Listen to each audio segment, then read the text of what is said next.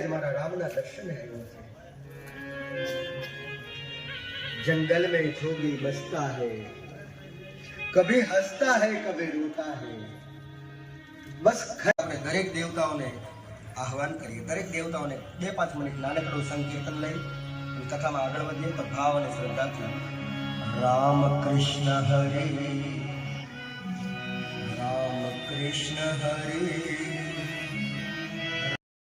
તારો દીકરો કિશોર વયનો થશે ને ત્યારે એક સંત એક ઋષિ આવશે, એને સાથે લઈ જાય છે અને જ્યારે ઋષિ પાછા મૂકવા આવશે ને ત્યારે સરસ મજાની સુંદરીની સાથે લગ્ન કરીને મૂકી જાય છે।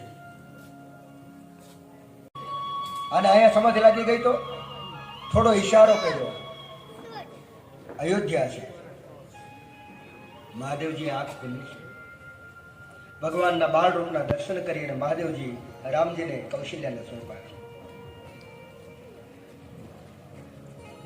અને માએ ત્યારથી જ સવાલ પૂછ્યો કે મારા દીકરાનું લગ્ન ક્યારે થશે। પાણી સબની ભાઈ આપણે દરેક દેવતાઓને આહવાન કરીએ, દરેક દેવતાઓને 2-5 મિનિટ નાનકડું સંકીર્તન લઈ કથામાં આગળ વધીએ તો ભાવ અને શ્રદ્ધાથી રામ કૃષ્ણ હરે રામ કૃષ્ણ હરે।